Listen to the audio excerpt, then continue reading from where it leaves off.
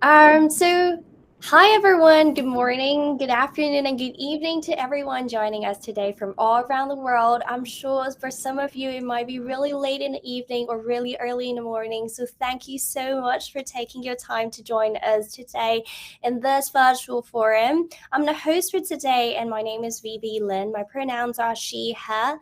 I'm the founder of With Red and Period Museum, which is the organizer of this parallel forum at the United Nations 67th Commissions on the Status of Women, which has been going on for the past week and it's still gonna keep going on for the next week. There are a lot of gatherings here in New York City, a lot of gender equality experts and professionals, and also we have amazing panelists and speakers joining us today in this virtual forum.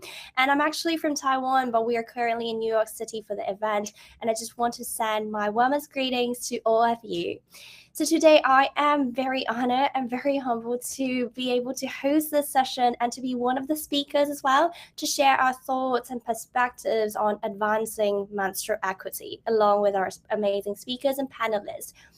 As I mentioned for so many times, the main topic that we are going to discuss today is period. More specifically is period equity, which is something that lies in deeply in our heart. Period equity is an emerging topic, but when I say it's emerging, I don't mean it's a new topic, because it's been there ever since our ancestors, right? But it has only been noticed recently. Period is a natural biological process that has been there forever, but why are we only start talking about it now? This is literally the question that I've been asking myself, and one of the reasons why I became a menstrual rights activist.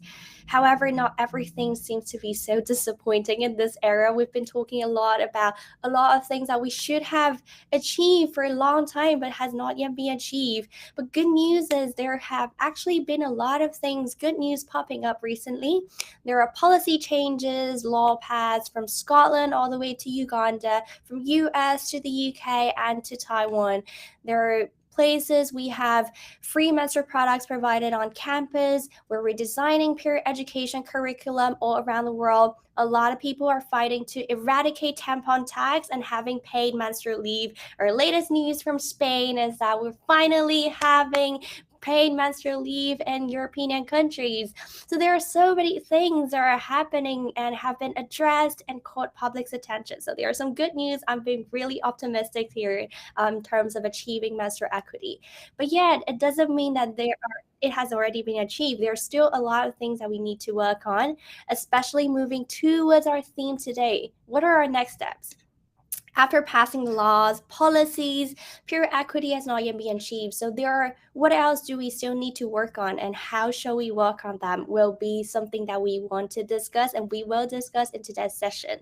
So to address this topic, we need a group of amazing speakers who have experiences working as experts in the period world. And that's why let me introduce our amazing speakers today. So first we have Jennifer Martin, the founder of Pandemic Period. Jennifer, would you say hi to the audience? Hi, everyone. It's an absolute pleasure to be here today. I am so thrilled and to be among some of these high-level speakers as well. So thank you, Vivi. Thank you, Jennifer. Really happy to have you here today with us. And also we have Rosette Nanyanzi. She is the gender advisor of Ministry of Education in Uganda. Hi, Rosette. Hello, everyone. Thank you so much for joining the discussions today. So Rosette is joining us from Uganda. It's really late in the evening, so we really appreciate your participation today. And the next one is Michaela. She is the executive director at period.org. Hi, Michaela. Hi, everyone. Thank you so much for hosting this conversation. I'm excited to talk about global policy with you all. Thank you so much for joining us. So for today's event, my colleagues, as you can see, there are two other people wearing the With Red shirts. So my two colleagues, Sylvia and Ruby, they will be managing the digital platform, which is a Google Meet that we're using. If you're joining us via YouTube, there will also be some spaces that you can drop down your questions there. So feel free to drop down your questions in the chat box here in the meeting room. And you're more than welcome to use the clapping emoji to show your support and appreciation in the chat box as well. So kicking off today's event, I will be the first speaker to share our experiences working on menstrual equity and initiating menstrual movements, not just in Taiwan, but also in East and Southeast Asia. And there are some housekeeping rules and acknowledgements that I would like to address before I start my presentation. So first of all, please mute yourself if you're not talking so that we do not disrupt the event by accident. Please make sure you use inclusive language throughout the whole event. We want to make sure it's a safe space for everyone to talk about period. And we also want to acknowledge that not every woman menstruate and not everyone who menstruate are women. Gender is not a binary concept, so please respect each other's identity and perspectives. Please be mindful that there might be people coming from different social and cultural backgrounds in this session. So make sure that we all keep our open minds and embrace the diversities. I know during discussions, there might be some disagreements. So disagreements or discussions are welcome in this forum, but judgments are not. So make sure that we all maintain this space as a safe space for everyone and inclusive for everyone to join. Right, so that's enough from me for the housekeeping rules, and I just want to make sure, everybody enjoy this event. That's the most important thing at the end of the day, right? So let's get started. So since I only have 5 minutes to talk about this huge topic, the period equity in Taiwan and East and Southeast Asia, the past, present, and future. So I will only be able to highlight some of the main points and projects that we've been working on as a team.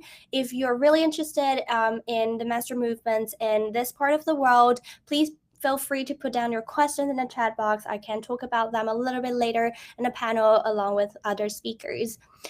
So a little bit more about myself. Apart from being the founder of With Red and Period Museum, I'm also a full-time human rights activist. I'm currently based in Edinburgh in Scotland and in Taiwan, so I fly back and forth all around the world to advocate for menstrual rights. I've been a menstrual activist ever since I got my first period. That was literally the moment I decided to be a menstrual activist. So I have almost 10 years of experiences working on a lot of complex social issues, also including human rights, refugee crisis, freedom of speech. These are a lot of different topics that I've also been working on. So yeah, feel free to follow me on all socials and my organization. I'm looking forward to connect with you all. Going into the topic. So what is With Red? What are we working on? Why do we need an organization in Taiwan and in East Asia to work on menstrual equity? So With Red was actually the first Taiwanese NGO to promote period equity and eliminate period poverty and stigma. So we work on our work are in Asia, East Asia and Southeast Asia specifically. And we've been reaching more than 1 million people worldwide actually since 2019. The reason why we call ourselves With Red, it's because we think it's more than an NGO. We want to put With Red as a lifestyle and a better world. We want that to represent a better world that we all strive for. What it means is actually rightfully owning our true selves. This is also our vision. So we want to create a world without any discrimination and stigma, and we work specifically on the topic of menstruation. So our mission of the organization is to make sure that menstruation is no longer a barrier to any opportunity, choices, and well-beings for all. Make sure that our menstrual equity is a reality for everybody. There's also another side mission that we're working on is to make sure being an NGO worker is a competitive choice. It's a choice that people do not need to hesitate to choose, because we heard from a lot of undergraduate students saying that they want to enter into an NGO career, but they're not sure, what they're looking for, and they're not sure what it's going to be on this route. But we want to make sure that this path is safe and optimistic for a lot of different undergraduate students and young people and younger generation. Right, so this is our team picture. We have more than 15 full-time staff working in Taiwan, and their projects are all around the world. Oh, I see Sylvia sharing the slides for me, right? So then I don't need to share the slides anymore. Right. So next slide if you may. Right, so what do? We promote menstrual equity through 4 different ways. The first one is we do a lot of social services, so donating a lot of different diverse collection of menstrual products to people who experience period poverty or people who have emergency needs across all cities in Taiwan, including the outlying islands. And all our donation packs are individualized. So everybody has a different period, right? So we make sure that we meet everyone's needs. So we ask what do they need, what kind of products do they usually use, or what kind of products they want to try before we actually donate the products to them. And we also achieve menstrual equity through education, going all the way from primary to universities. We do quite a lot of different advocacy work as well. And we also have a group of researchers. So there's a research cohort in our organizations because we know when we are pushing for policies and laws, we need a lot of research evidence for us to be able to push forward the policies. So that's why we also have researchers in our organization. Next slide, please. So these are the impact that we've been making throughout the past few years. One of the really optimistic things that I want to highlight here is we actually managed to change 7 different policies at the local and national levels, which I will address a little bit more later on in my presentation. Next slide. So how far have we gone? Next slide. Actually, there is something that I think has been really recent but really important as well. So in the past, menstrual needs are actually not in the default setting of emergency management plan. But so if we look back to when earthquake hit Japan, our government was sending a lot of support and donations to the Japanese government. However, period needs was not part of it. But then here comes when Ukraine war happened, which was 1 year ago. That was the first time we've been lobbying with the government, and they actually put menstrual needs in the default setting of the emergency management plan. So for this time sadly, when earthquake hit Turkey and Syria, we collaborate with our Ministry of Foreign Affairs again to send out a lot of different period products to Turkey and Syria because we know periods don't stop for war and natural disaster, and that's a really important thing to be aware and be mindful when we are doing a lot of management plan in emergency and in disaster areas which are affected by natural disasters. Next slide. Right. There's also another thing that we want to highlight here is now that we already pushed forward having a new policy, having free menstrual product in public transport. So now if you are in Taipei and you're taking metro and all of a sudden you got a period, then you can go to any of the 20 of the stations to get free period product. Next one.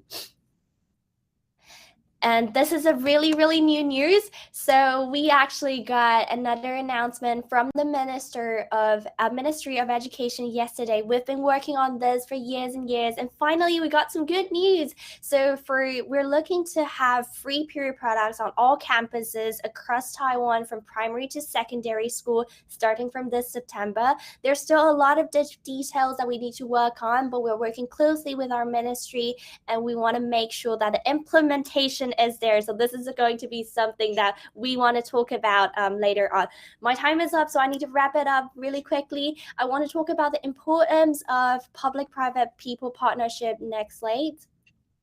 It's really important to recognize that we need to work all together, not just us as civil society, but also working together with the local governments, but also make sure that we actually interview and include people that are working at the front line. So we work closely with local schools and communities and also the local and international corporates, because let's be honest and let's be realistic. We need a lot of funding to make sure the policies are implemented from a long-term perspective, right?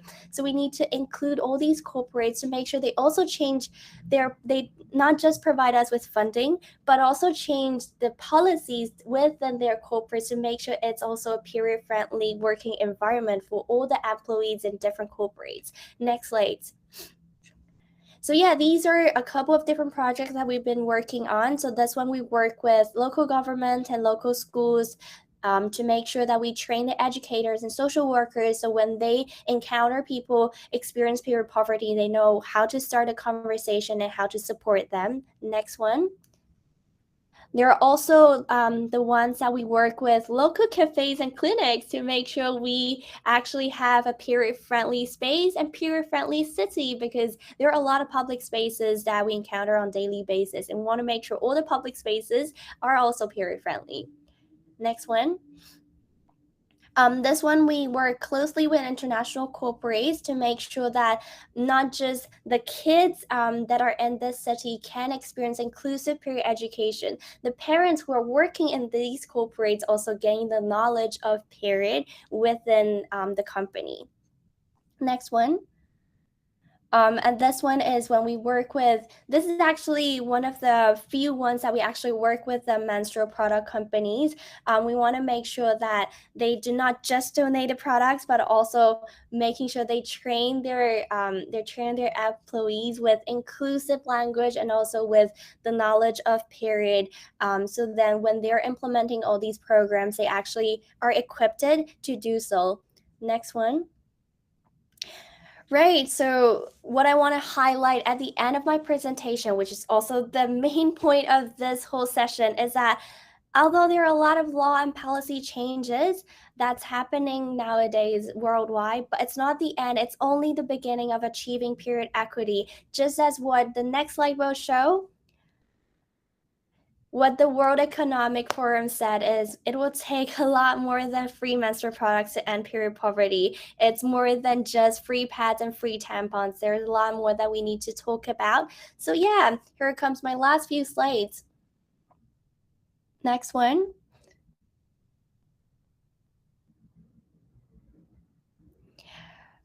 So what period equity means to me is menstruation should not be a barrier to opportunity, choices, and well-being, which I've mentioned a couple of different times. And I really want to make sure that we can all rightfully owning our true self. This is the ultimate goal of our organization, but also myself as an activist. We will continue to advocate for period equity until the day when Withred is no longer needed. This is literally our dream. When we're no longer needed, when we can all retire and work on other issues, that means period equity has been achieved. So yeah, thank you so much for joining us today in my talk. This is just the beginning of the session, so don't log off yet. We have a lot of amazing speakers coming up after my presentation. So yeah, thank you, and I hope everyone will enjoy this session. So yeah, let's move on to our next speakers. Sylvia, if you can go back to the very first slides of this session. So let me introduce our next speaker of today, which is Jennifer Martin. Dr. Jennifer Martin, she is an award-winning researcher. She's also a technical specialist and an activist with over 14 years of experience in public health programs. She focuses a lot on gender equality, health innovation, SRHR, complex stakeholder engagements, and business. Jenny has led the period pandemic since its inception in 2020. She continues to transform the global movement by elevating activists worldwide and offering them a platform to share their unique insights into menstrual health in their context. Let us welcome Jenny. Thank you, Vivi, and thank you again for inviting me to speak today. So as Vivi has articulated, I am the Global Director of Pandemic Periods, and we are the first and only organisation that works directly with 27 activists so that they can elevate menstrual health within their own context, but also feed into and diversify the global menstrual health narrative. I'm also a Scottish menstrual health activist, and I'm really here today to give some insight into the implementation of the Period Products Free Provision Scotland Act. So at the end of 2020, the Scottish Parliament enshrined the Act in law, and in January 2021, it received royal assent. So I'm just going to take us back really briefly to acknowledge some of the fantastic efforts of my Scottish sisters who have really championed menstrual health since 2016. So the journey to this world-leading policy began with grassroots advocacy, and I think it is testament to the importance of civil society cooperation. The efforts were led by several groups across Scotland who witnessed poor menstrual health in their context, or as a lot of you will be familiar with, the term we use in Scotland is period poverty. So the groups reported individuals using newspaper, rolled up pairs of socks, wearing 2 pairs of leggings just to prevent their period from seeping through their clothes. Some reported that not being able to access products because of affordability, some because they just didn't have time, some because of intimate partner or coercive control. Some reported that they were rationing period products, or they would not leave the house at all when they were menstruating. The rationing of period products is obviously a practice that could lead to infection, feelings of stigma and shame, and embarrassment. So I just want to quickly highlight one of my favourite menstrual health activists from Scotland, who's Victoria Heaney. Victoria Heaney was the individual that led the preliminary research which informed the real data set that supported and really galvanised the movement in Scotland. And the data set that she had, the largest qualitative data set still to this date, that recorded the experience of women, adolescent girls, transgender men and non-binary individuals that menstruate and their experience with period poverty. And that really did lay the foundation for the national movement. It was then Monica Lennon, a member of the Scottish Parliament, who stewarded the bill through Parliament, leading to a cross-party motion that would result in the Act. The legislation now puts the onus on the 32 Scottish local authorities to deliver initiatives that will address menstrual health across Scotland. So the Scottish Government has now mobilised £8.7 million annually to address period poverty, and the local governments have their funding. So I just wanted to review how implementation was going, because I think we can all be in agreement that period poverty doesn't end with policy. So Pandemic Periods has conducted a rapid policy analysis of the 32 local authorities' implementation strategies, and these are the implementation strategies that they have published on the COSLA website, which is the Convention of Scottish Local Authorities. 6 researchers have specifically focused on looking at implementation plans, civil society engagement, consultation of local communities and vulnerable populations. And what we found was, although the policy is world-beating and it's fantastic, there are some challenges in implementation, because menstrual health is multifaceted, intersectional, and requires rights-based approaches so that everyone can attain their menstrual health. The focus we found from most of the governments was predominantly on adolescent girls and gender diverse individuals that were menstruating in schools. And those that have access to council-run facilities would be able to obtain products through leisure centres, libraries, some GP surgeries and some pharmacies. So our high-level findings were that of the 32 local authorities, all 32 were focusing on the provision of products. 21 out of the 32 had plans to eradicate menstrual stigma and shame. 12 out of 32 mentioned providing comprehensive and further strengthening their sexual reproductive health and sexual reproductive health rights education.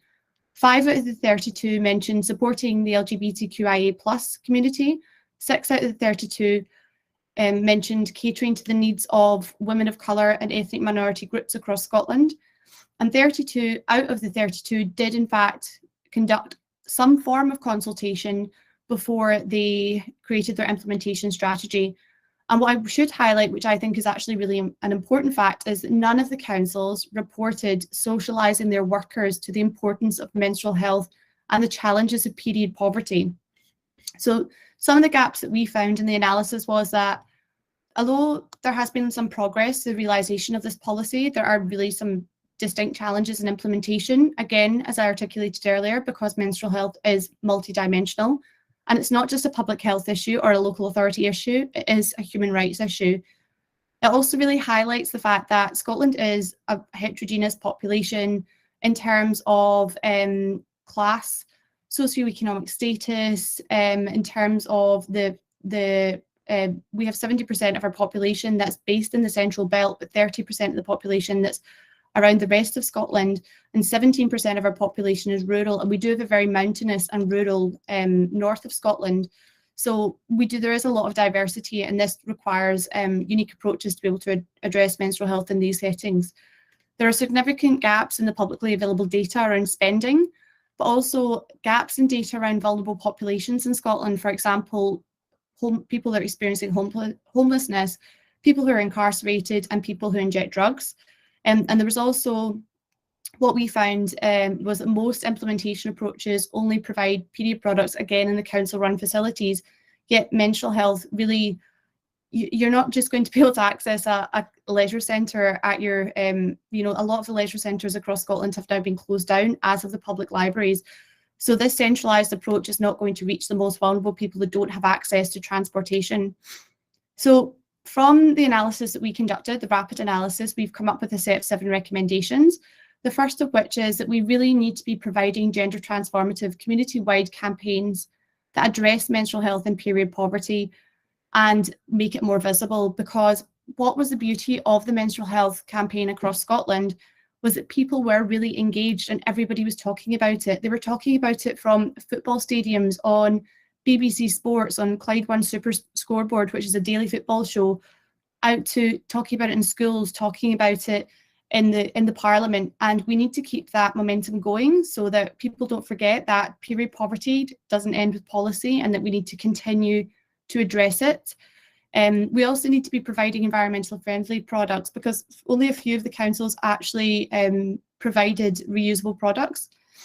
We need to be thinking about the Pick Up My Period app. So this is a fantastic app that was used or was developed, I should say, so that the council run facilities would show up in the app and people would be able to access products. But it doesn't show the facilities that are not council run that do provide products.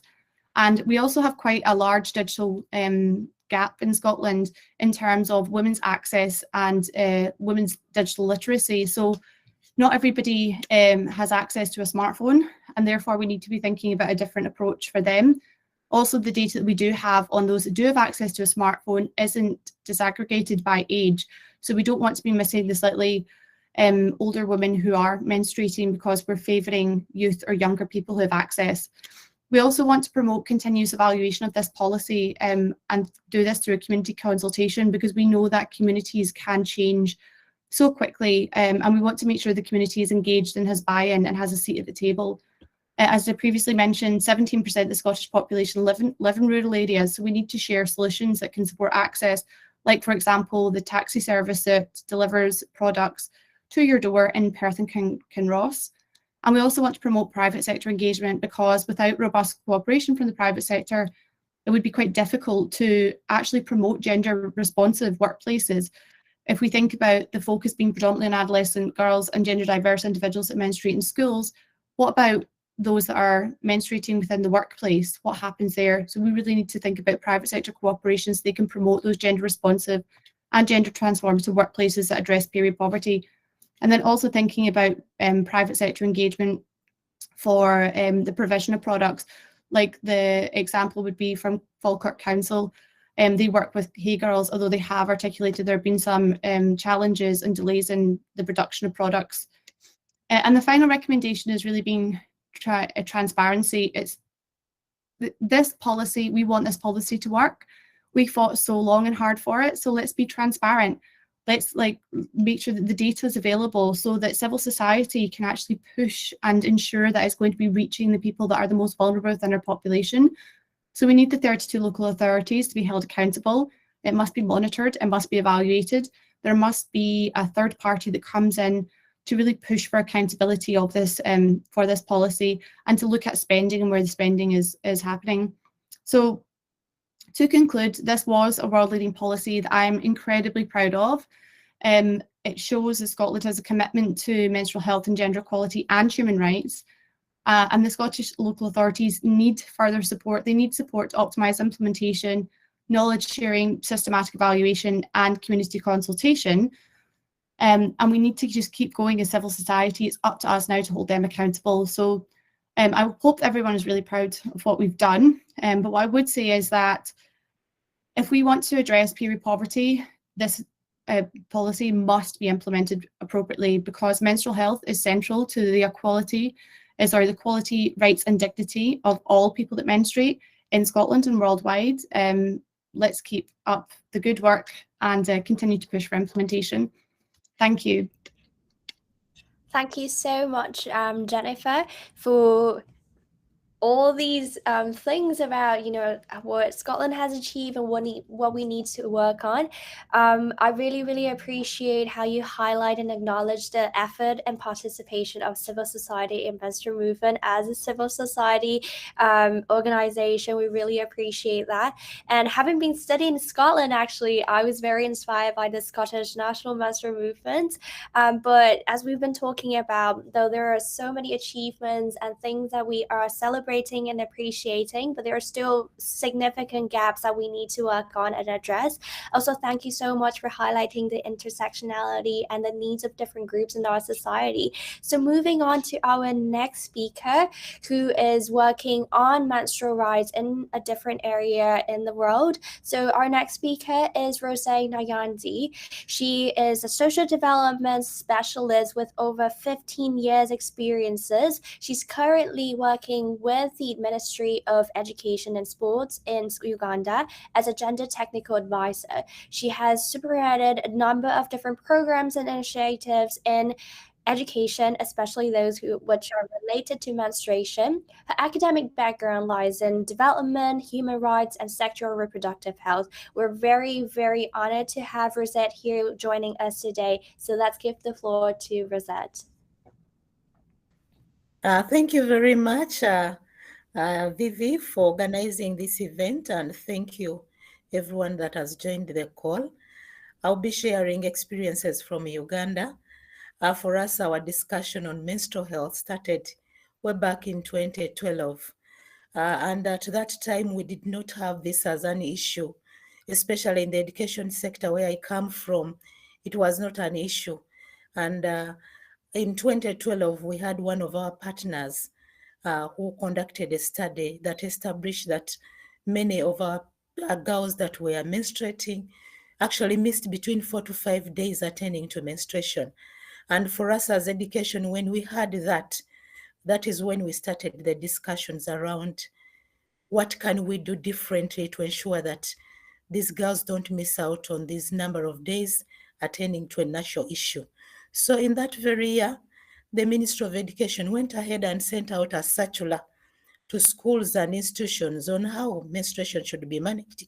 In that circular, the key issues was around how do we ensure that girls access the pads. So there was that provision that all girls should be given emergency sanitary pads, that the schools should have safe and conducive environments for the menstruators to be able to manage at school.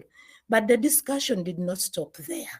We had a charter signed by the Parliament of Uganda in 2015, and at that very year, the ruling government in their manifesto had menstruation as one of the aspects that had to be addressed. Following that, in our second National Development Plan, we had a component on menstrual health, and we were saying that all women and girls that menstruate should be able to have safe and conducive environments for them to go through this with dignity. The journey has been long, but what we are learning along the way is we need to generate evidence. We need to generate evidence. We've had evidence building on our different programs.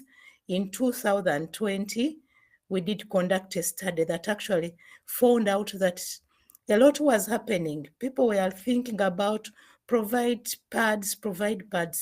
But I think the discussion is more than just the pads. We need to think about this subject comprehensively. Women and those people who menstruate, they need products, they need information, they need services. So that study also found out that the key stakeholders, for instance, in our case, that are supposed to support the girls and the people who menstruate, did not have enough information. So following that study, we have developed a strategic plan. And the plan is actually looking at the key sectors: water and environment. What is it that we can do? How do we ensure that we have sanitation and wash facilities? How do we ensure safe disposal? How do we ensure that we don't damage our climate? The other sector is about health. The menstruation comes with a lot of health challenges, especially where we fail to manage How do we ensure that people who menstruate can be able to access, for instance, mental health services, can be able to work on the issues of UTIs, can be able to work on issues of nutrition, because as you go through this period, you need nutrition services. And then we also looked at the key sector of gender, labor and social development. For us as education, children come from the communities and they end up in our schools. What kind of information are the parents providing? What kind of support are the parents providing? And then the sector of education, we are looking at how do we support our people who menstruate to be able to menstruate, but also continue with their education, not drop out of school. How do we ensure that the environment is safe and conducive for them to remain in school? So after that, we have tried to strengthen. Initially, when we were beginning, we formed a coalition with members of civil society. But with that government leadership, we're having all these key sectors sitting together and we are implementing this strategic plan. What are we learning over the years? That we cannot do this alone. We need the other sectors. Even when we have policies, we need to work together. There is no way we can work on issues as we go out as maybe one sector. We need to work together. We have also appreciated the role of men in this discussion. Women and men can menstruate, but there is that support that comes. For instance, if it is a father, how do they support these children to go through this stage with dignity? And then we have also seen that policies can be developed, but without clear strategies of how these policies will be implemented, we are wasting time. So briefly, that is what I have to share from Uganda. There is a lot that has been going on, but together we can achieve period equity. Thank you. Thank you, Rosette. I actually met Rosette in Australia when we were both in the Global Period Poverty Forum, and every time hearing from Rosette has been really inspiring. And yeah, we cannot do this alone. It's such a powerful quote. And also thank you, Rosette, for addressing that there are still girls and adolescents who menstruate are missing schools. Actually, during this week at the United Nations CSW Forums, addressing how we can advance menstrual equity, I've been asked for so many times, what is the biggest challenge that we as activists face when we're advancing menstrual equity? And I always just say the biggest challenge is raising the awareness that period poverty is a real crisis. Denying its existence doesn't really help with achieving gender equal world or making menstrual equity a reality for all. And yes, free period products is definitely not the answer for ending period poverty. Wash facilities, education, infrastructures, how do we combat misinformations? They're also essential. They should not be neglected. So here comes our next speaker, which is also our last speaker of today, Michaela Bernard. She's been working with a lot of youth, with a lot of activism work going on in the US and also worldwide. Michaela is an executive director at Period, which is a global nonprofit headquartered in Portland. With over 400 volunteers and Period chapters around the world, Period is committed to eradicate period poverty through service, education, and advocacy. Period distributes period products to those who are in need and creates menstrual health curriculum and promotes the passage of legislation to make period products more affordable and accessible for all. Michaela herself also brings nearly 2 decades of experience in program management, fundraising, and advocacy within nonprofit, corporate, political, and civic organizations. From a big picture creativity to day-to-day operations, she produces strategic partnership and develops robust network to strengthen organizations and movements seeking to tackle systematic inequality. Let us welcome our last speaker of today, Michaela. Thank you so much, Vivi. This is wonderful to be in all of your company. And I just want to echo everything that the speakers have said so far today, that policy is only one step in the right direction, but implementation and understanding how policies intersect with other areas of society are critical in order to solve period poverty. So I'm going to spend about 2 minutes of my 5 talking a little bit about period, the organization, and then I want to talk a little bit more about implementation. So go ahead, next slide, please.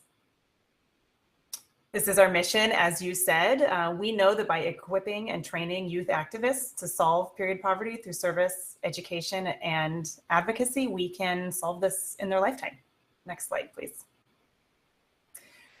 So we've talked a lot about distribution of products already today. That is our first pillar. We do a lot of that. We provide millions of pieces of product annually, and our 400 period chapters around the world also do product drives and distribute product locally in our communities.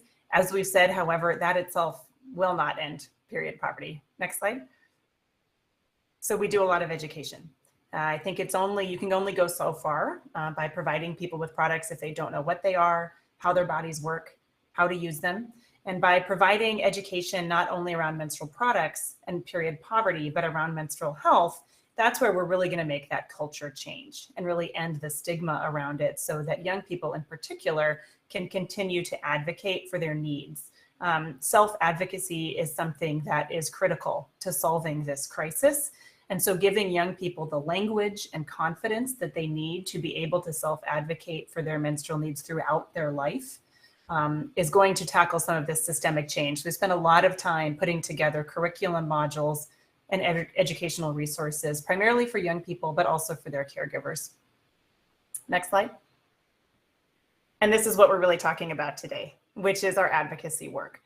Period also is essentially a policy shop. We help legislators draft policy, get it passed through our grassroots organizing. We do grassroots organizing trainings where we equip young people to know how to testify for a policy, know how to speak to people in positions of power in order to get things passed, and build their confidence in their language around that as well, so that we can get this legislation eventually passed and then implemented. A wonderful side effect of this is that there is now a new generation of young activists that know how to grassroots organize and create change, even when they want to tackle other topics other than menstrual equity. So a lot of our advocacy work comes from the training of young people. Next slide. So we draft, pass, and implement menstrual equity legislation in the US and support young people to do so in their communities around the world. But what does that mean? Menstrual equity legislation can mean a lot of things. It's all of the policies that help make period products more affordable and accessible. So that might be repealing the tax on menstrual products. In the United States, 22 states still tax menstrual products. But it also might be mandating them in schools and in the workplace. It could also be a non-legal policy, a policy in a specific school district or a policy in a workplace. And so we try to help advocate and equip young people to do that as well. Next slide. Next slide. So this is the state of the problem in the United States. Nearly 1 in 4 students in the US can't access or afford period products. There's a lot more information around that, but these are the main takeaways from it. 38% of folks, of young students, say that they truly cannot do their best schoolwork due to lack of access to period products. These numbers speak for themselves. This isn't only something that is happening in another community. This is something that's happening in all of our communities. And so only by systemic change can we end this, and by helping young people realize that they have the tools to solve this. So another thing that Period does that we're really proud of is to help provide research, fund and publish original research on this topic. Next slide. This is what we're looking at in terms of the tax still in the United States. The United States is a very large country, essentially made up of 50 small countries in it. And so we are state by state working to build the coalitions to repeal the what we call tampon tax in the remaining 22 states. We have found that both a grassroots activism approach paired with a legal strategy is the best way to solve that and pass that repeal. Next slide. So how do we do this? How does Period do it? What's our main theory of change? Next slide. Well, we look at the agents of change. Who are they? Next slide. It's young people. You've heard me say this about 4 times so far in my last 4 minutes.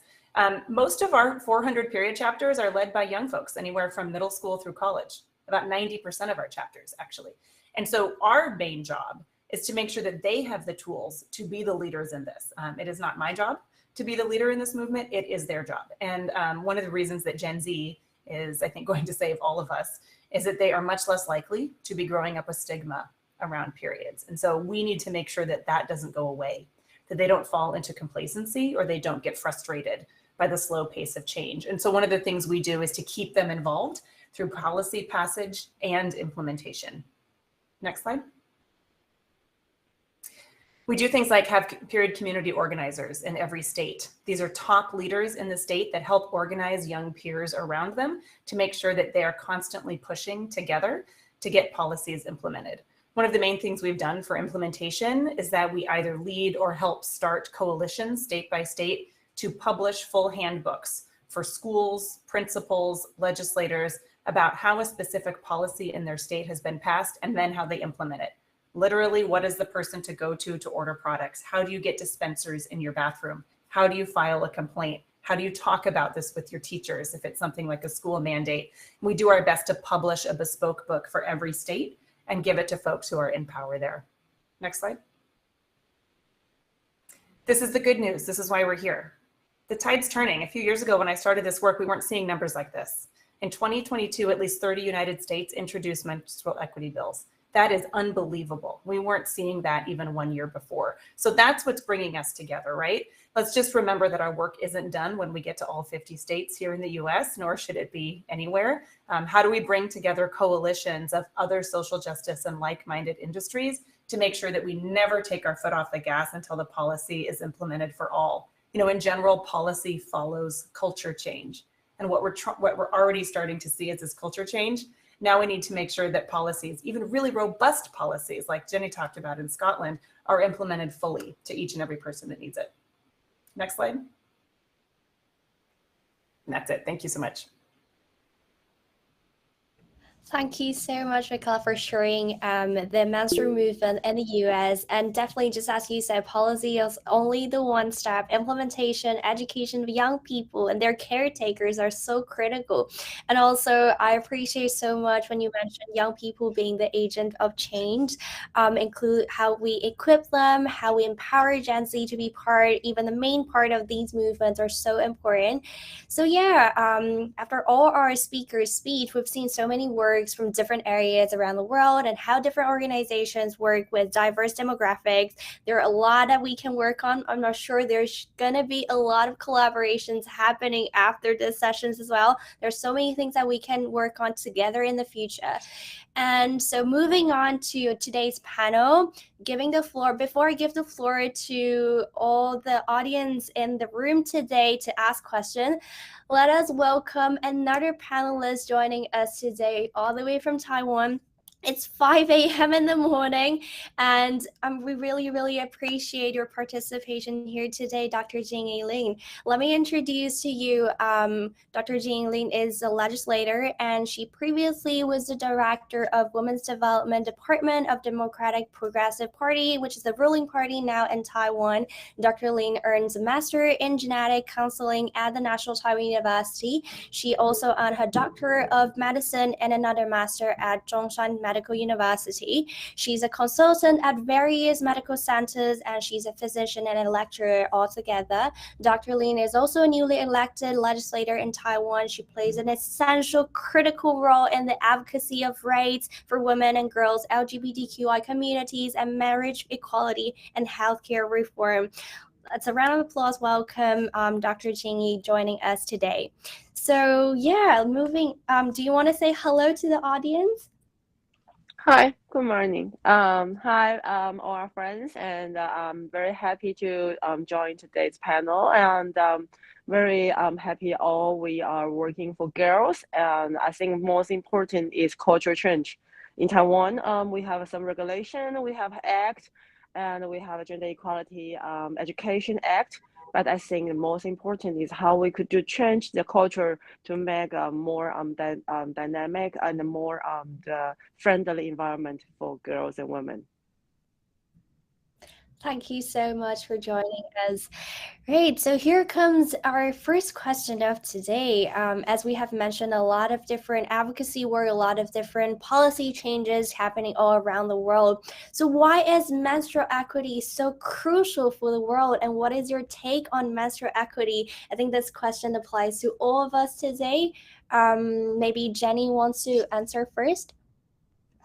Thank you, Vivi, and well done to all the panelists. It's so interesting to hear what all other activists are doing. So I believe that menstrual equity is important because if we think about it in the context of wider gender equality and in sexual reproductive health rights, menstrual equity in particular is a gateway to talking about adverse sexual and reproductive health outcomes. It's an opportunity to develop the vernacular, the body autonomy, and the awareness so that adolescent girls and women and all people that menstruate can advocate for their sexual and reproductive health rights, their access to safe abortion, and also potentially being able to identify or to work on the prevention of violence, wider violence against women and girls. So I think it's a point and it is an opportunity for us to go into communities or work with individuals and have a discussion about a natural bodily function. But also just to have those initial discussions about reproductive health.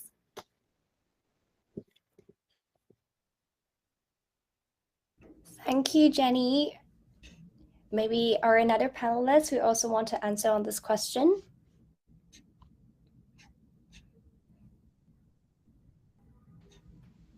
I would just say that period poverty, as Rosette said so well, it intersects with so many other issues. Clean hygiene and sanitation, access to clean water, access to safe facilities. In essence, it exists at the intersection of economic justice and gender justice.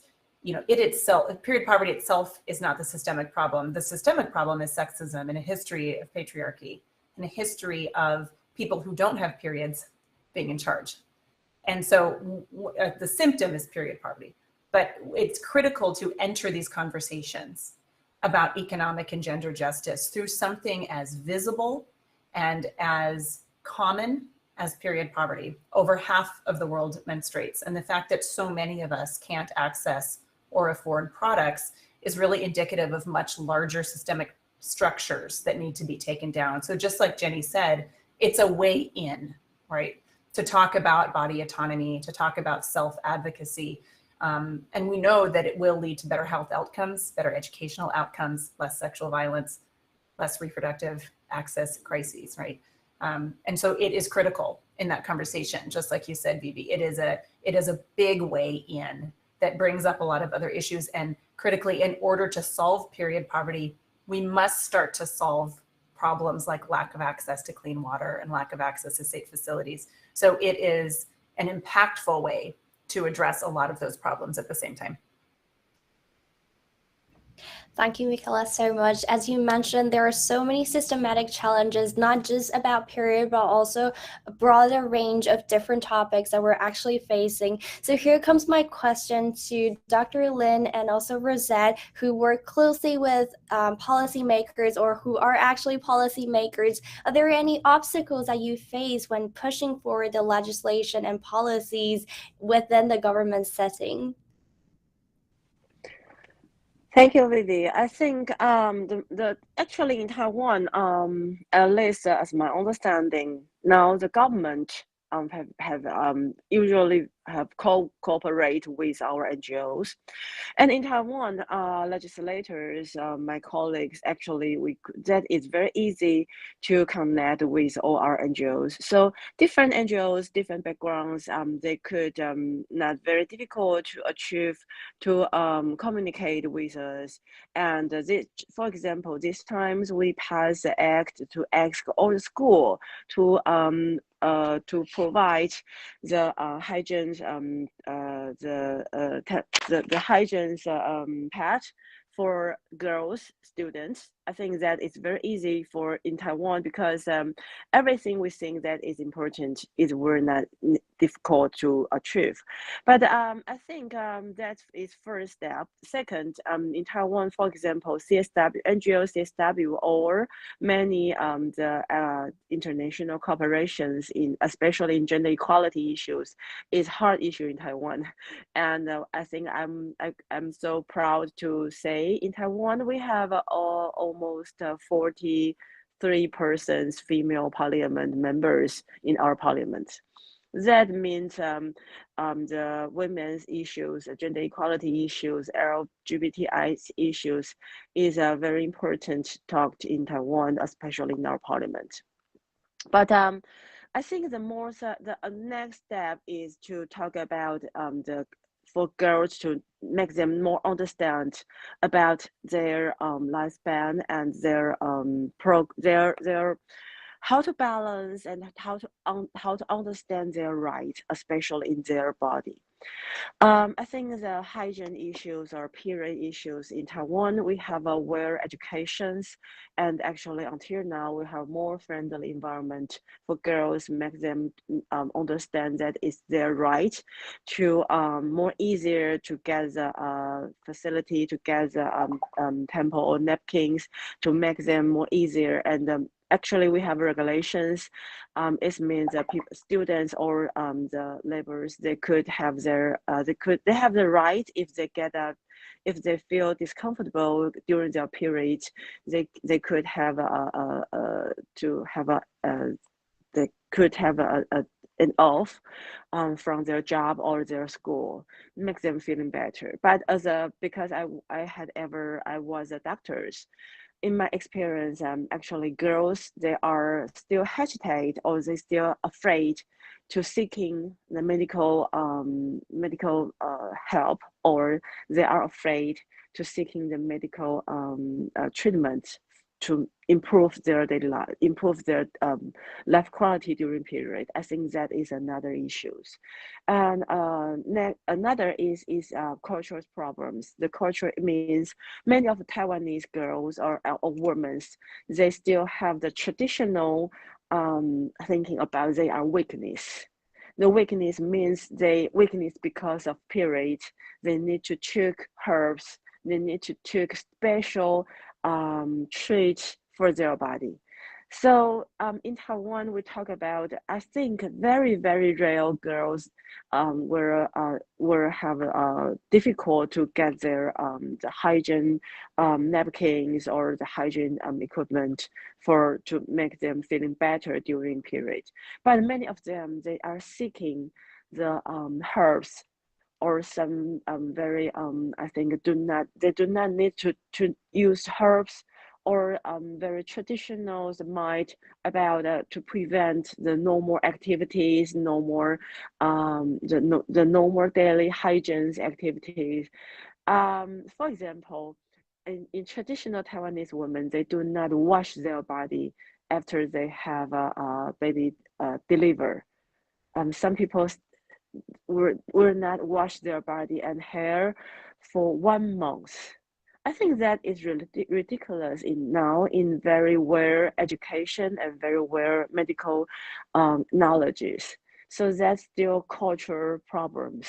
So I think in Taiwan, the most I think it's not difficult to get a friendly environment or friendly policy through the lawmakers or NGOs or to cooperate with our government. But the difficult is how to change culture, the traditional culture, to make girls think they are weakness because of they are girl. Thank you, Dr. Lin, for sharing your perspective as a Taiwanese legislator. And I just wanted to say thank you so much to the Taiwanese government actually for being so supportive to policy changes. We've been pushing for a lot of policies, and we actually work closely with a lot of legislators from democratic Progressive Party as well. So thank you so much for being so supportive. Actually, having 9% of the population in Taiwan experiencing period poverty, we really think we need to work on this together to address the topic even further and with a long-term implementation. And we really look forward to working with a lot of different stakeholders to completely implement the inclusive period education program as well. And thank you so much for highlighting the importance to build a more period-friendly environment for all people who menstruate, who live in different areas and different countries around the world. So yeah, let's move on to Rosette. What are the obstacles that you face when you push forward all these legislations and policies? Thank you very much. Actually, for us in our context, I think the legislation for menstrual health, we've not had challenges because I've shared already where we are coming from. From 2015, we've been pushing through Parliament, and we've been able to achieve a number of milestones. For instance, taxation on periods products has been reduced, and then ensuring that we have standards for menstrual products across the country, because we have those that are reusable. How do we ensure that they are of good standards? That one we've been able to achieve. But the biggest challenge is sometimes we have a failure to buy in. Much as we have 30% of women as members of Parliament, sometimes they're like, why are you bringing these issues to the floor of Parliament? These are our private issues. And that is for us, that is a challenge. And then the policies and laws could be there, but creating that awareness so that each and every stakeholder who has to implement is actually aware of what is happening. So that one is a challenge. And of course, in Africa and Uganda, to be specific, financing for the implementation of the policies and laws is another big challenge, such that even when the law has been passed or a policy has been passed at the national level, how do we ensure that the stakeholders at lower local governments actually appreciate what is embedded within the policy and they can be able to address it? We still have also issues around our cultural norms and practices. When you start menstruation, they will say you are already a woman and you're ready to get married. So we need to address those cultural norms and practices that actually we've seen many of our girls getting into teenage pregnancy, into child marriages. And when you find out what were the drivers, they would say, I was looking for menstrual products. And that is a very big challenge. So implementation, awareness about the policies and laws, and then addressing the negative norms and practices is a very big issue that we need to deal with as a country. Thank you. Thank you, Rosette. It's so true that sometimes our opponents are not just people who do not menstruate, but also people who menstruate but not aware of the issues. It's sometimes often neglected that we also need to address issues to people who menstruate as well. And as you have mentioned, also Dr. Lin has mentioned about cultural norms. I actually want to share a project that we've been working on in Taiwan. So in Taiwan, a lot of people do believe that you're now not allowed to enter temples when you're on your period. And so what we did was we worked with a lot of different temples. We talked to them, we talked to the people who work in the temples and asked them what are the reasons behind these cultural norms saying that you're not allowed to enter. And we got 100 different answers. So there are all different reasons, and none of them actually, some of them are actually conflicting to the other. So then we started asking, is it possible for us to cooperate with you to advocate that it's okay to enter the temples if you're on a period? And a lot of them actually have a lot of pushbacks. They rejected our ideas, but we actually got a really, really prestigious temple, one of the most prestigious temple in our capital city in Taipei, to cooperate with us. Eventually, we also create a collab amulet, which usually used for wishing you a good luck or wishing you good health. We collaborate with them and create this amulet for a smooth period, a nice period. And actually, after this advocacy work, a lot of temples contacted us saying that the gods that we serve in this temple also say it's absolutely okay for you to enter the temple when you're on your period. It is an ongoing project. If any of you are interested, feel free to find this project on our social. And so here comes my next question. We talked a lot about how young people are so important in all these movements.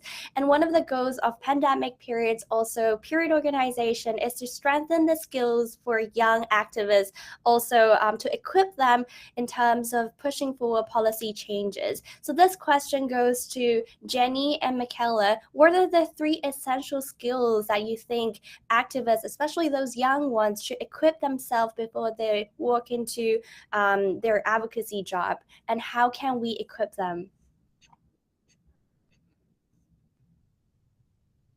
Should I go first? Thank you, Vivi. So at pandemic periods, what we do is, of course, we advocate for menstrual health and like holistic overview of menstrual health. So beyond the provision of products, thinking about enabling environments and environments that are free of stigma and shame, and the access to comprehensive sexual and reproductive health and sexual reproductive health rights education. And what we have done as a movement is that we provide grassroots advocates with the opportunity to build their policy, advocacy and research skills, but also to build a global profile to diversify the global health narrative, which has predominantly been focused on women from high-income countries. And we want to push them and allow them the opportunity to build their own profiles and to feed into that narrative. We also want to strengthen their opportunities to develop international team cooperation and multi-sectoral team and multidisciplinary team work, because one of the things that I had noted as a global health professional was as you start to climb the ladder in global health, you start to work with different individuals from different contexts, cultures, backgrounds, across different time zones, and it can be quite challenging as a young professional to build those skills. So we really try to encourage them to work in these teams that are in the 27 countries in which we work, ranging from Brazil to Morocco to Vietnam to Thailand, all across the world, and to help them think about how they not only manage these processes, but how they can actually truly work together in a very collaborative way. And we also give them the opportunity to build their public speaking skills, their policy analysis skills, and to think beyond activism. What does it mean? If you want to be able to lobby for menstrual health policy within your own context, you need various tools. Being able to speak to the media is one of them, but also being able to communicate your findings in a non-technocratic or scientific way. When I was advocating for menstrual health in Scotland and beyond, and one of the reasons I also think that the menstrual health movement was so successful in Scotland was because it crossed over from those that were focused on menstrual health, period poverty, sexual reproductive health rights, gender equality, even public health, to the wider population. So we try to capture some of that sentiment and teach our volunteers how to draft compelling stories, how to use creative storytelling to really amplify their menstrual health narrative. Thank you so much, Jenny. Jenny, that was excellent. Sorry. No, it's fine. I mean, I almost completely mirror what you have to say, is that, I think if people understand that how commonplace this experience is, how this is a common experience between over half of the world's population, it's okay to tell personal stories. And that, all policy really is personal. We're not doing policy work for fun. We're doing it because it affects people's real lives. And so training young people to know that their experience is powerful and their experience is valid, and the one that we're trying to address, is a big part of what we do. And I would just pair that with, we do a lot of work with our chapters to make sure they know that they are experts in their community. Period, as a global organization, is not an expert in all of the places where our chapters are. And they need to lead the change in those places. They may use different language. They may go to different decision makers. They may put together a different coalition than we would in different areas or countries. And so trusting young people to be the leaders is interesting, because they almost don't trust themselves at first sometimes. Really? Do I know how to do this? Are you sure you trust me to lead this coalition? And so watching themselves succeed is one of the biggest things that we do, because doing something as small as getting period products maybe in your middle school, really it's the same process to passing a larger piece of legislation, talking to people in power, building coalitions around you, knowing how to tell a story, putting together a budget, watching it pass, not stopping until it's done. And so I think microcosms are important, and that not everyone needs to be global immediately, that needs to understand their own power where they live. And then finally, I would say, find like-minded folks. One of the reasons that we have our Organizing Academy, which is our 5-week grassroots training program, is that so young people all around the world can come together and learn how to do these organizing trainings. It really levels the field for everyone and makes everyone realize that a lot of us want the same things. I think that can be powerful for young activists. So I encourage everyone to find a group to do this with, find allies in your community, and get yourself some education around it. Thank you so much. Both Jenny and Michaela mentioned a lot of things that we can work on, and working with young people can actually make a change. Period issues are actually universal, just as you mentioned, though these challenges might be different from different cultural contexts and in different social contexts as well. But people from all around the world all experience certain levels of period stigma, just as you mentioned. And when we talk about the statistics, it's really important to recognize that we're actually talking about people's real life experiences. We're not just talking about the digits, we're talking about what people actually experience while we're talking right now. And I resonate so much with what Michaela mentioned about the imposter syndrome, because I started my advocacy journey at a very, very young age. And as a non-English native speaker, English is literally my third language. Doing international advocacy work as a young activist, trying to speak English properly, I've gone through so many times having imposter syndrome. So this is so important for the younger generation to, how do we equip ourselves? How do we make sure that we trust ourselves being the leader in a lot of movements as well? So moving on from that, I really want to ask you guys another question, which is, what are the impacts of all these menstrual policies and laws on other public policies and on other complex social issues in our society in general? And this question, I think all of us might have some perspectives, opinions about it. So yeah, any of you guys want to answer this question?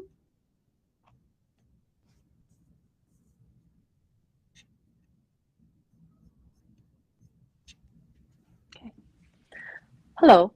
I think I want to say that one of the very important is in Taiwan is is become more easier and more common to talk about period.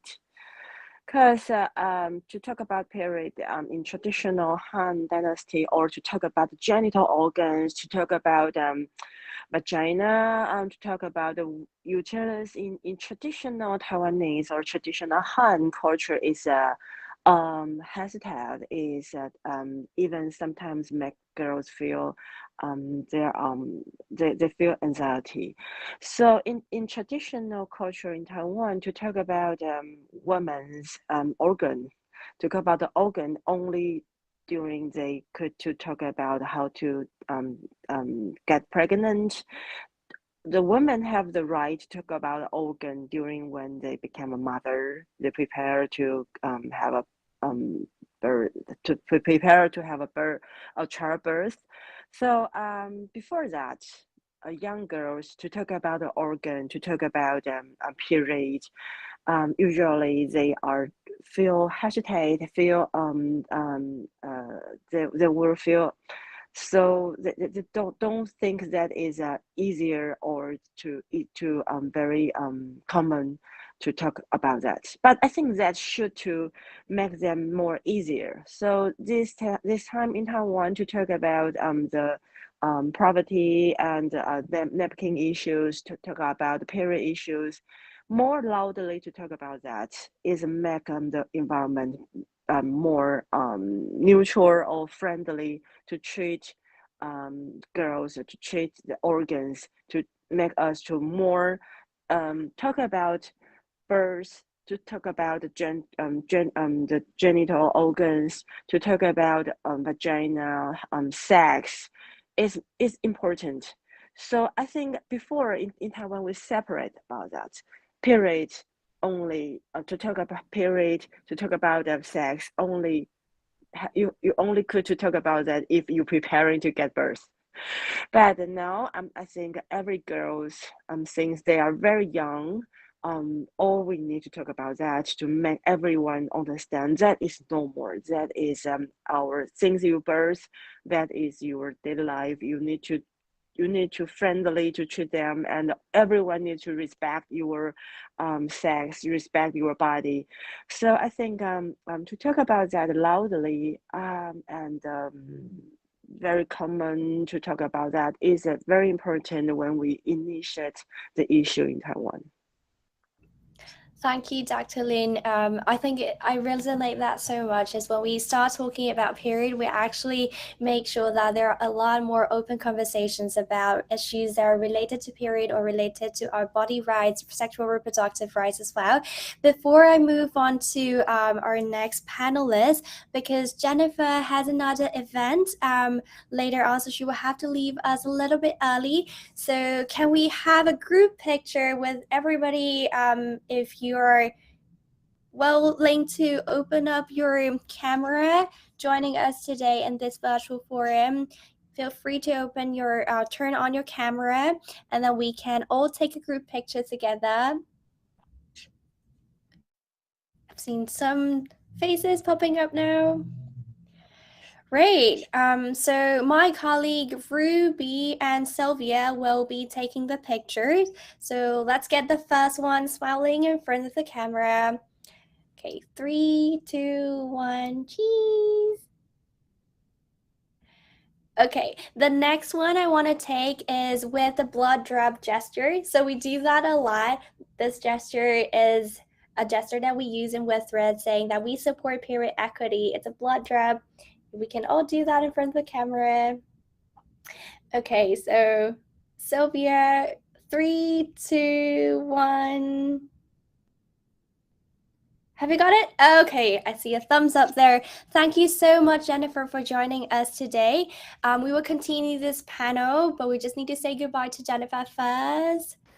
Hi, everyone. Thank you so much. It was such an honor to be part of this panel with all my fantastic speakers from the US to Uganda to Taiwan. I'm really honored to share a panel with you. And I hope everyone enjoys the rest of the 67th Commission, the Status of Women. I know I can probably speak for myself and Vivi. We are completely exhausted, but I'm just running to another event now. So thank you very much for your time, and it's wonderful. What wonderful discussion we've had today. We really appreciate your participation too. Thank you so much for being here, Jennifer. Yeah, it's been a long week.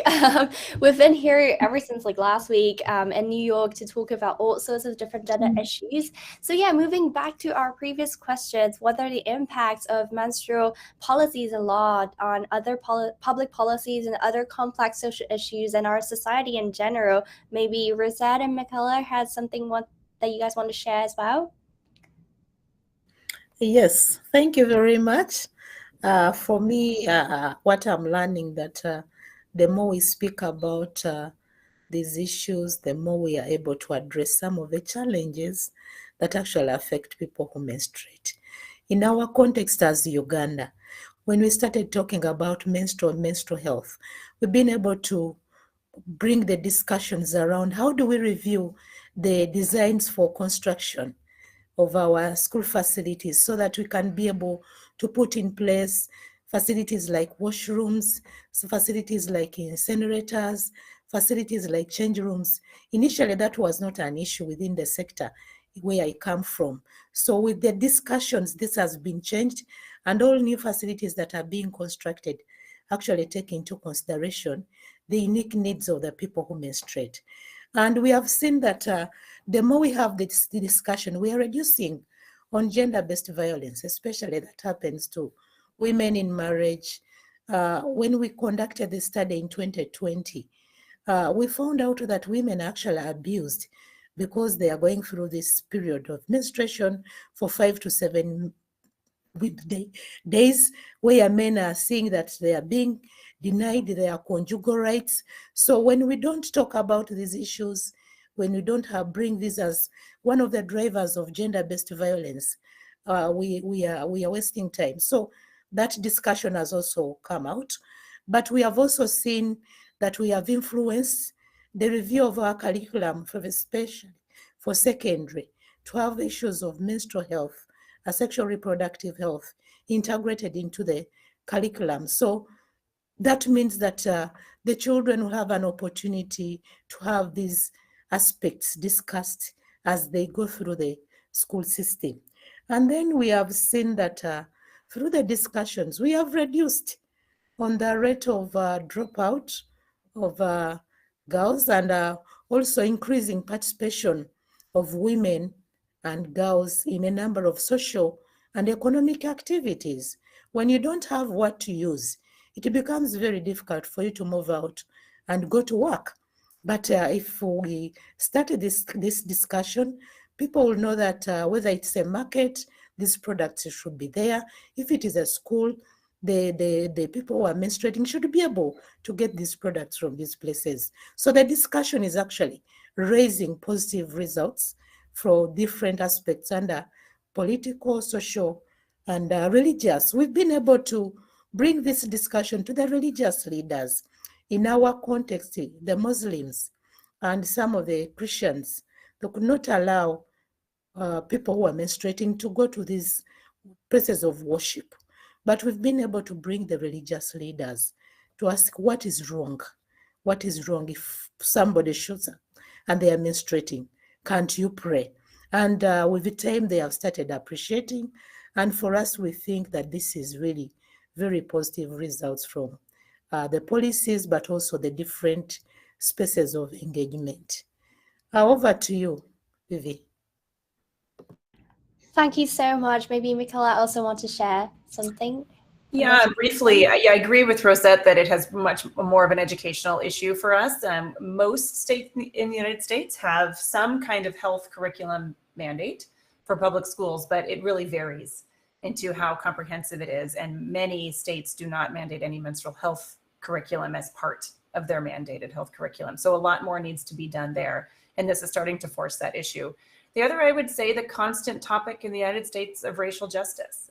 Women of color are disproportionately likely to suffer from period poverty here in the United States, as many aspects of period poverty here in the United States. And so it's really become a way to amplify the voices of women and people of color here in the United States fighting for this issue. And that is something that has been really powerful in the movement.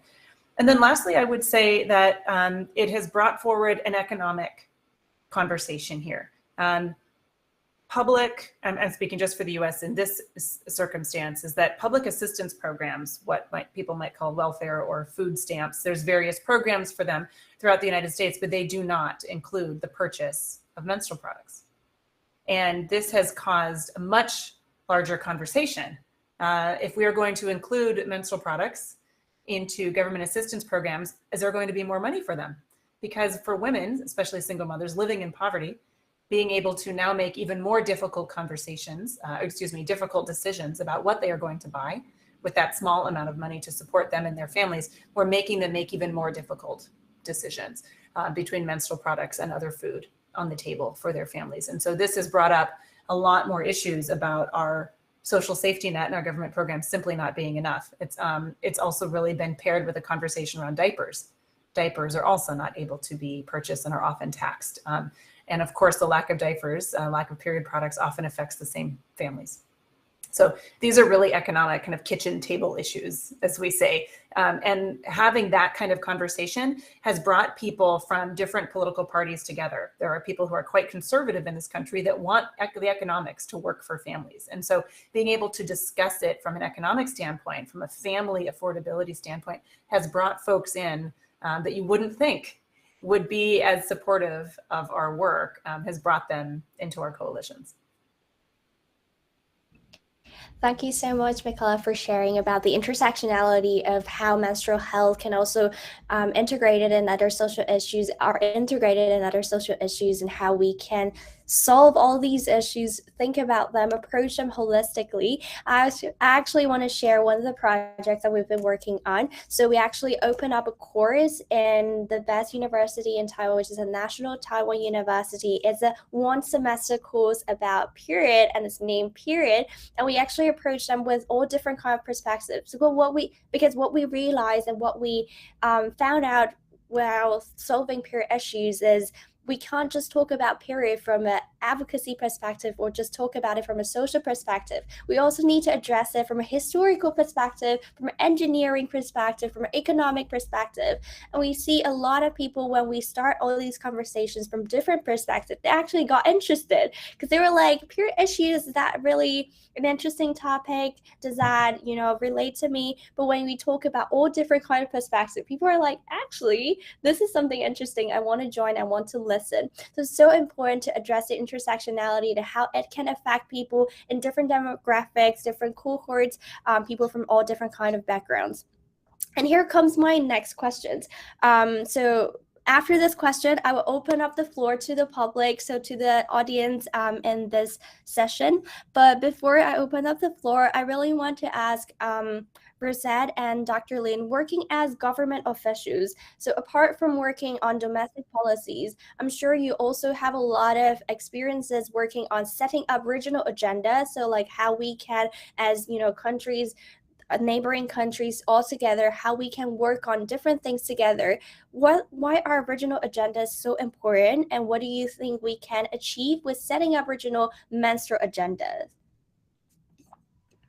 I think first in the Aboriginal issues, especially in these different issues, that is mostly one is the gap about the technology or information gaps, and the second, of course, the culture still is another issue that especially when we talk about adolescent birth issues, the Aboriginal issues, the Aboriginals groups are a little different with traditional Han dynasty, Han cultures, so that how to respect to each other about the culture, but also to communicate or to achieve the gender equality, especially young girls. I think that is the most challenging when we talk about the issues. But I always say that in Taiwan, we are not a member of UN, but we install the gender mainstream policies. We install the CEDAW, the CEDAWs in Taiwan. I think that is more easier to make us have use a similar language, the same language on the same page to talk about the issues of, especially we want to achieve the gender equality.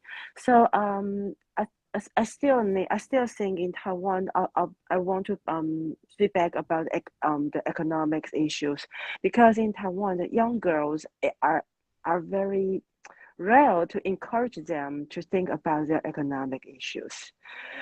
We talk to girls, they need to have a good education, they need to have a good attitude to preparing, they are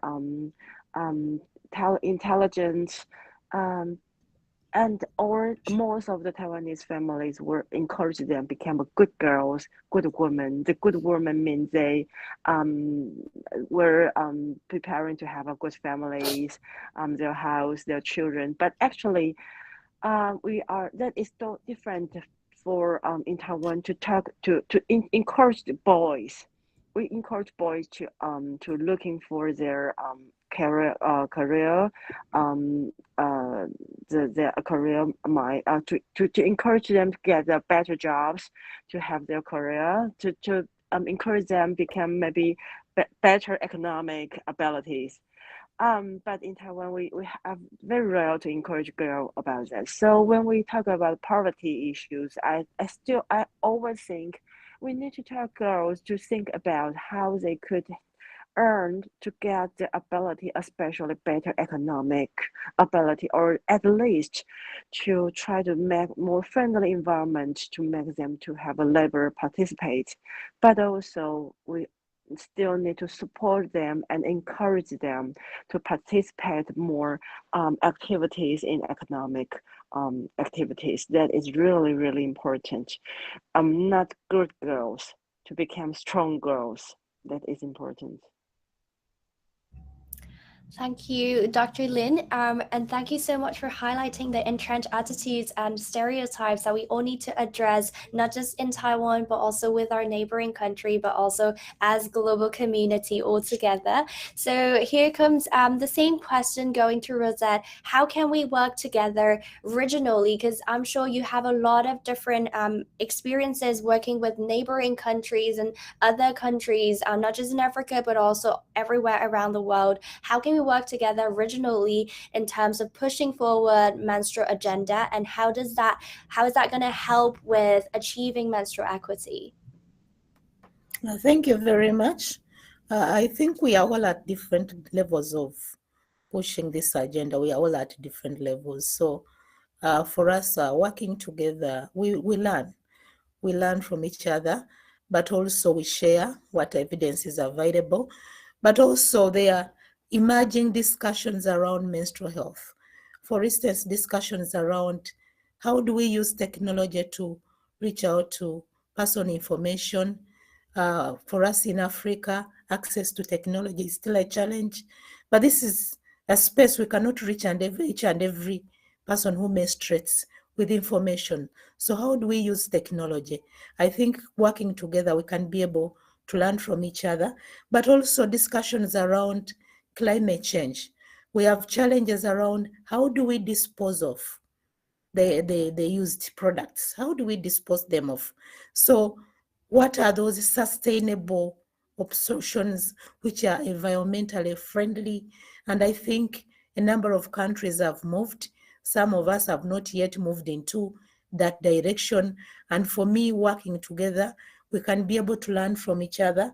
And then we should be able to appreciate the different cultural and religious beliefs. How do we support each other to get out from the difficulties related to culture and religion? For me, these I see them as opportunities. But also, how do we, because we've been pushing for this, how do we ensure that this is not just Uganda pushing, this is not just Taiwan pushing? How do we have like a global movement? And I've been looking at the sustainable development goals. Can we position ourselves such that in the next development agenda, menstrual health is actually one of those aspects that has to be evaluated at the end of the day? I think those are the areas where I feel that we need to really work together. Thank you. Thank you so much, Rosette. I think this is also what I learned from doing international advocacy work, is how we can work together, but also learn from each other and also overcome a lot of obstacles together. Sometimes setting up regional agenda, we're also pressuring a little bit our neighboring countries or our own countries to make more progressive changes within the country. So yeah, here comes us opening up the floor to our audience. If you guys have any questions, feel free to put it down in the chat box, and we will take as many questions as we can with a time limit to make sure we all enjoy the event. So before we start having questions from the audience, I also want to ask all the panelists, how do we actually build an effective public-private people partnership in terms of pushing forward menstrual policies, and also a lot of different policies that are advancing gender equality?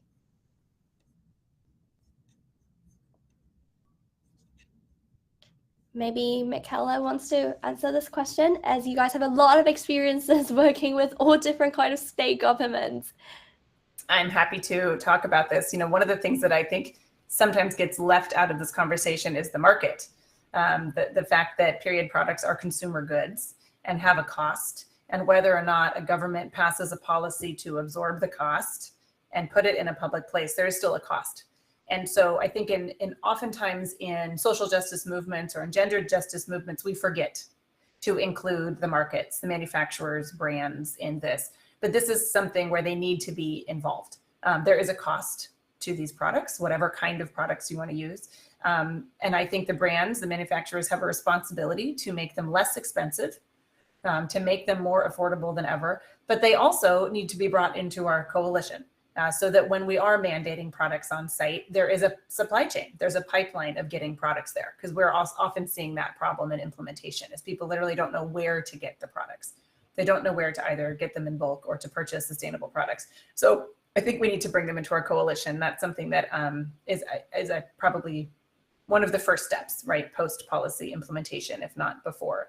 But the other thing about public-private partnerships is that because this is such an intersectional movement, like we've said before, we need to keep other movements in our coalitions. So folks that are working in educational reform, folks that are working in climate justice, in racial justice, keeping them as part of our coalitions to create those strong partnerships, I think are going to be key for a future where the stigma is gone and ultimately period poverty is solved. And so keeping ourselves in a vacuum will not work. And so we need to bring in people who are well-resourced, in addition to those of us who are working with other nonprofits.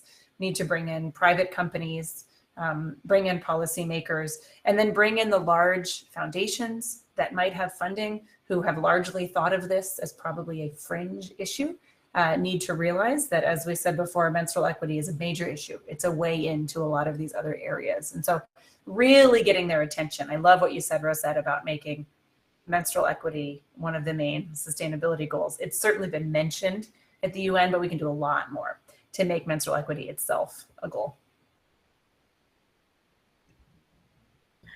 I wanted to add something on working with the private sector. We need to appreciate that women and the people who menstruate are not a dumping ground. So ensuring the quality of the products and for me, they produce, and we need to ensure that the quality of the products that are brought on the market for people to use are really the right products. Otherwise, much as we are saying the products are expensive, we are economically challenged, we are not a dumping ground. We need quality products. Thank you. Thank you so much, Rosette. And Dr. Lin has actually been a very huge supporter for social innovation in Taiwan. So I want to invite Dr. Lin to also share how can we build an effective public-private people partnership in different countries in order to push forward more policies that are progressive and that are friendly for people who menstruate. I think the more women's more interesting, or more the more women and girls to participate in politics, it will more easier to make the government, the lawmakers and the organizations could to cooperate. For example, just like I mentioned, in Taiwan we have 42% women parliament members, but also now we have more and more younger female councillors in counties and cities. That means more and more younger girls, they are interested and they are participating in politics. But also that means more and more our citizens, they encourage and they welcome, they support women in politics. So that will make very huge change because, for example, we talk about the period, we talk about the temple. The issues is difficult if all the parliament members are senior men. So the more the more balance in gender to participate in politics, the more friendly, the more easier to talk about the issues that women care, the more easier to make the parliament members or to government to discuss about the gender friendly policies, and the reactions were more rapid. Of course, I still think to participate and cooperate with our global friend is very important because we could to have their experience, their backgrounds, and their regulations to make our government and parliament to have a similar actions And now I think that is all we could do to linkage together, go through by the internet.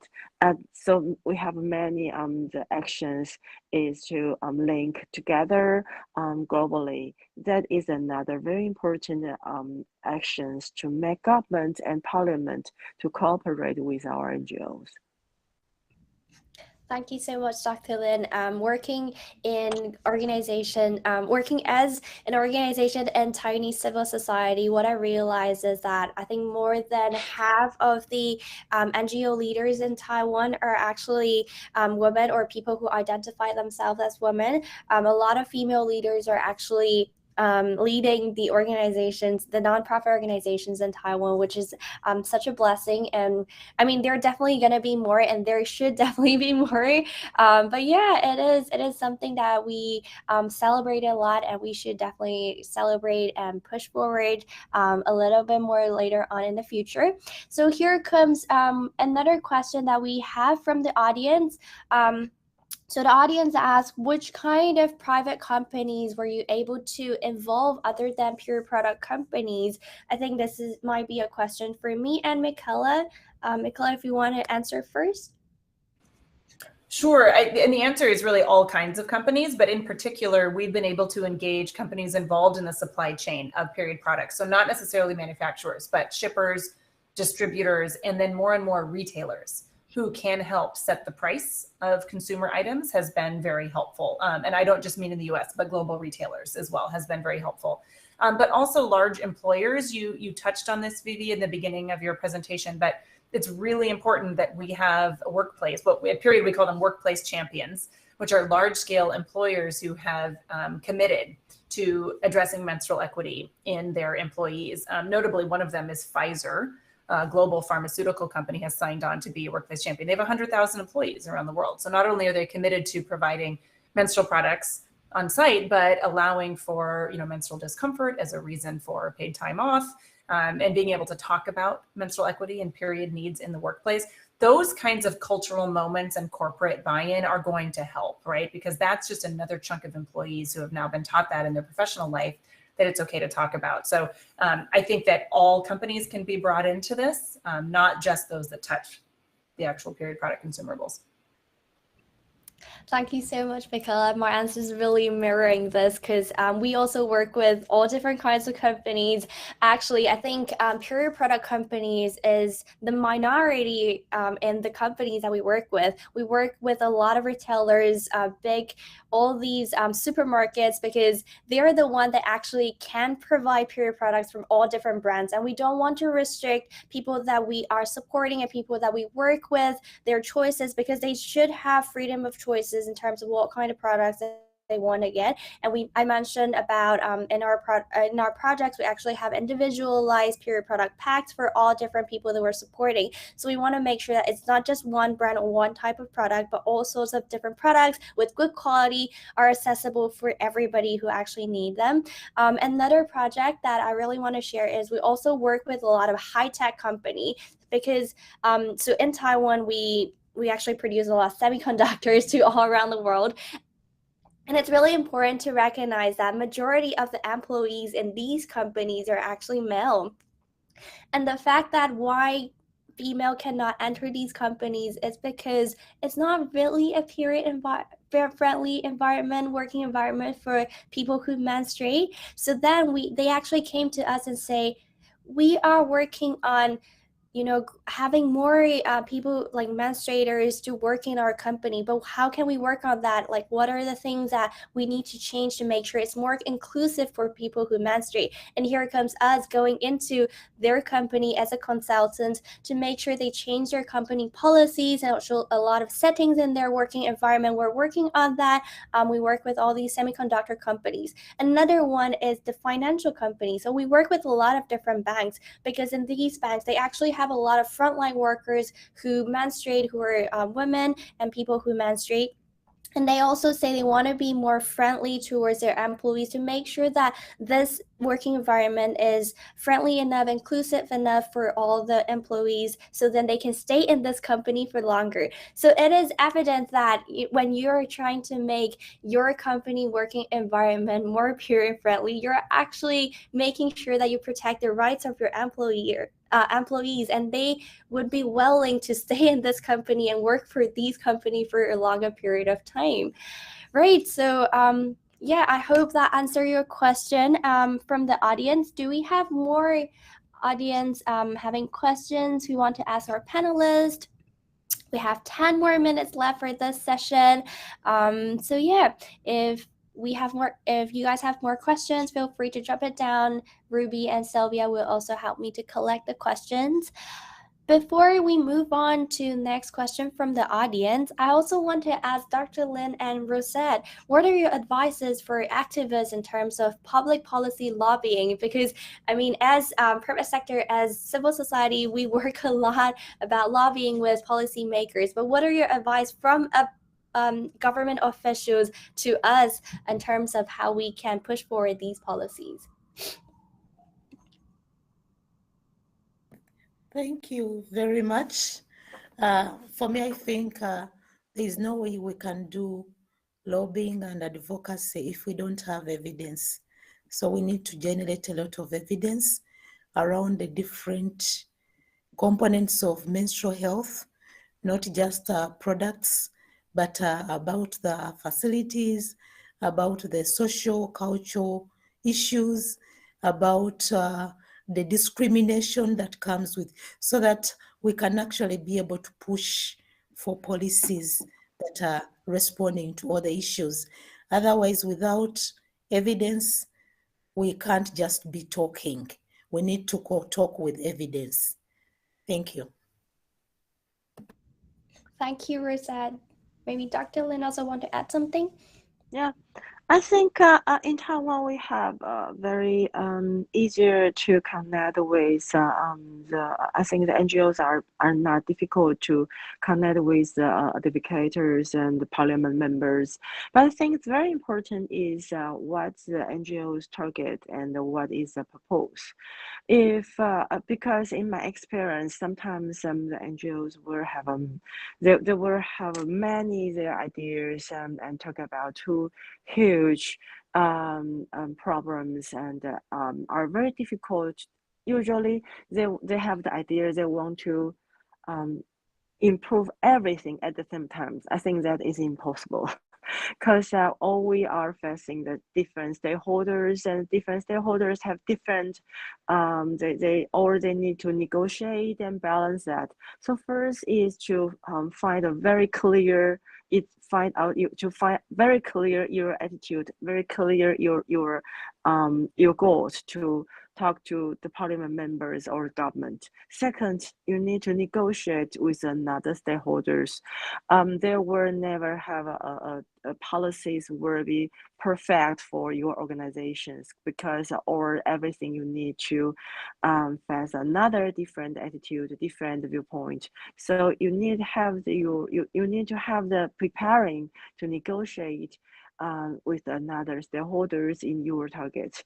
But I think if you have all these are very important to make the issues you care could to have the ability could have the possibilities to pass the act or to achieve your goals. That is very important. Thank you, Rosette and Dr. Lin, for your advice. Concluding the advice of setting up the milestones, gathering the evidence, and negotiate with other stakeholders are the very important advice from both of our official people, from the government officials giving to the civil society in terms of how we can push forward more policies by lobbying with different stakeholders. Also, I want to share something in terms of resonating with what Rosette mentioned about gathering the evidence. When we first started the organization, there was literally no research and evidence about menstrual health in Taiwan. But then we didn't stop from there. We didn't give up on there. So we started our own research, and we actually published a research about how people are affected and impacted during COVID-19 because of pure poverty. equity. And that's really important because I think Japan also published a lot of different research about how people are impacted during COVID-19. And that really reminds people that periods don't stop for war or epidemic, and that is a really important issue that we need to address during all these emergency and crisis times.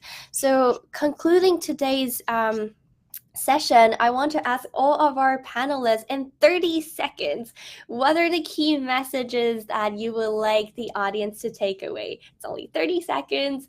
So who wants to go first? I think let me start in 30 seconds. Period equity is everyone's business. Thank you. Thank you, Roseanne. That's a really, really powerful sentence. Dr. Lee or Michaela? Okay. Yeah, I think believe yourself. Every girls and women are stronger than you think. Believe yourselves. Thank you so much for your remarks. Michaela? I would just say the menstrual movement is very strong.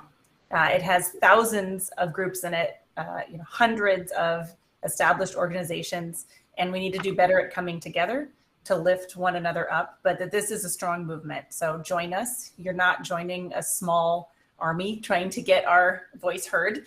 We are making change, and we will only make more change. So we should have a lot more confidence than I think we do. So join us.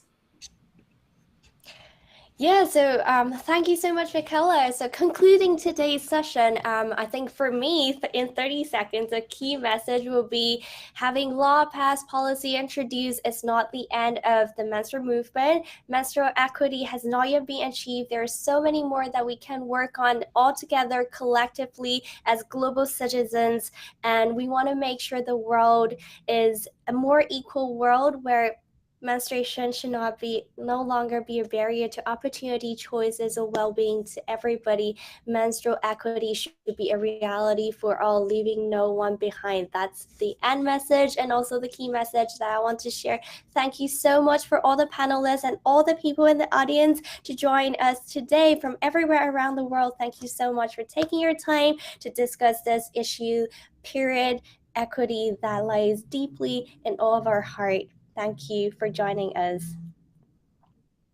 I hope you all enjoyed the session.